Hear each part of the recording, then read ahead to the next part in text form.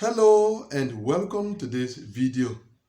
Last time I shared with you the current interview scheduling case number ranges at your different embassies.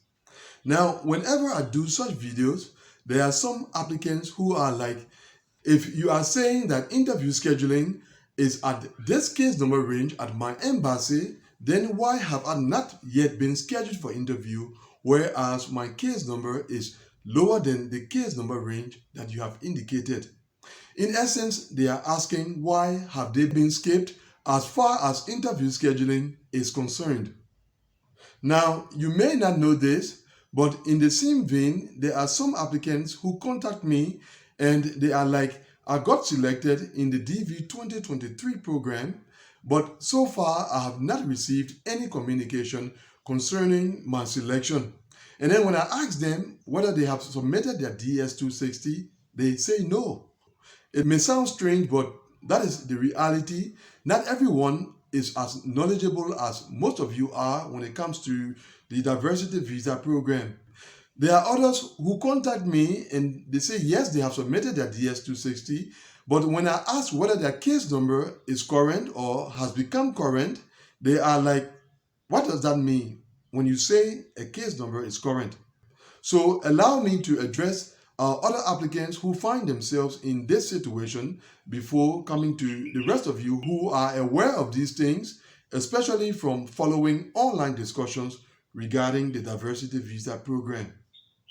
So just in case you are watching this video and you happen to be in one of the two situations that I just spoke about, that is, you were selected in the DV 2023 lottery, but you have not done anything else after being selected, or you have submitted your DS260, but you are not aware of the rest of the process, just let me know in the comment area and I'm going to link you to one of my videos that provide relevant information concerning the aspect of the program that you would like to be enlightened on. Now, to the rest of you who are aware of how things should be, and you have been asking the question I mentioned at the very beginning. There are other reasons for the delay you are experiencing when it comes to receiving your interview notification apart from the submission of your DS260 and your case number becoming current. For example, the date of submission of your DS260. It is true that your case number may be lower than other case numbers that have received their interview notification, but a question to consider is, when did you submit your DS260? There may be other case numbers higher than yours that submitted their DS260 before yours. So it is quite reasonable that KCC began to process those other DS260s before you submitted yours. So that could be one reason why those other cases are ahead of yours when it comes to the scheduling of interviews. Now, at this point, some of you may even say that you submitted your DS260 before those cases with high case numbers that are being scheduled for interview. So the submission date of the DS260 is not the only factor. There is also the date of completion of DS260 processing. Now, it is possible that you submitted your DS260 ahead of some of those cases that are being scheduled for interview. But when it comes to the processing of those DS260s, which ones completed processing before the others? That's another factor to take into consideration. Let us use this as an example. Let us say you submitted your DS260 on August 1st, and that put you ahead of other cases that submitted their DS260, say, on September 1st.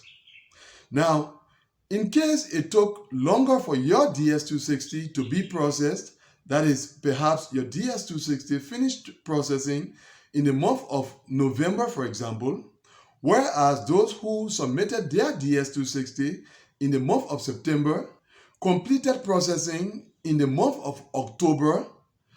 At that stage, those cases that completed processing in the month of October are ahead of your case, because by the time they are completing processing of yours has not yet being completed. So that is another factor that could put some cases ahead of others when it comes to interview scheduling. But it's not just those two. There's also the factor of when you were added to your embassy queue. So it is possible for you to have two cases, let's say your case and another case, that completed processing on the same day. But in order for those cases to be added to their embassy queue, there is also the issue of the case number becoming current in such a situation. So you could have two cases that completed processing on the same day, but one is current and the other is not current. So in that case, at that stage, the one that is current will be added to its embassy queue, whereas the other that is not yet current will have to wait to become current before being added to its embassy queue. So that is another factor that could put one case ahead of the other when it comes to interview scheduling. Then there is the one that we have spoken about so many times, the performance of your embassy. So at this stage, you may have two cases that were put into their embassy queue on the same day. In some cases, you may even have a case that was put into its embassy queue ahead of another. But because the embassy of that first case is not performing well, that first case is going to take longer time in its embassy queue as compared to another case that entered its own embassy queue on the same day or even later, but its embassy is performing far better than the embassy of the first case. So as we have discussed many times before, the performance of each embassy is another factor to take into consideration when it comes to the scheduling of interviews in the current context of the diversity visa program. So what you should understand is that different reasons could cause a case or other cases to be scheduled for interview before your case. And those factors are found at different stages of the diversity visa application process. Not because you are ahead when it comes to case number, so you will remain ahead up to the end of the process.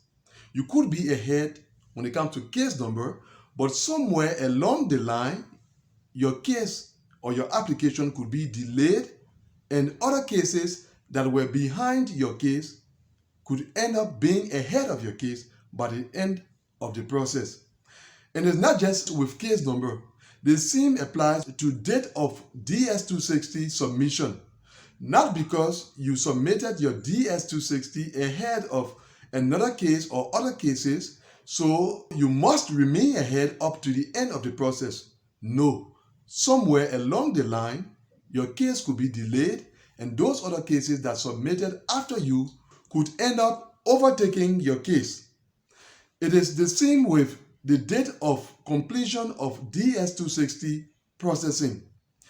Your DS-260 could complete processing earlier than other cases, but later down the line, those other cases could overtake your case because your case was delayed by another factor somewhere down the line. Being added to your embassy queue is another. Not because you were added to your embassy queue ahead of other cases that were added to their embassy queue, so at all costs you will be scheduled for interview before those cases. Not necessarily. It is possible for you to join your embassy queue earlier than the date that other cases join their embassy queue, but embassy performance could delay your case from being scheduled for interview, whereas those other cases that join their embassy queue later than yours could be scheduled for interview ahead of yours.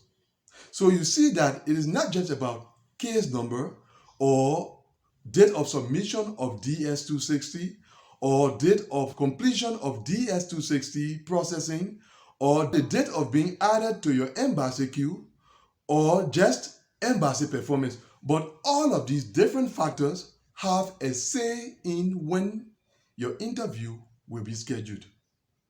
So when you see a case or cases that you do not expect to be scheduled for interview before yours being scheduled, it is important for you to ask questions concerning these different factors.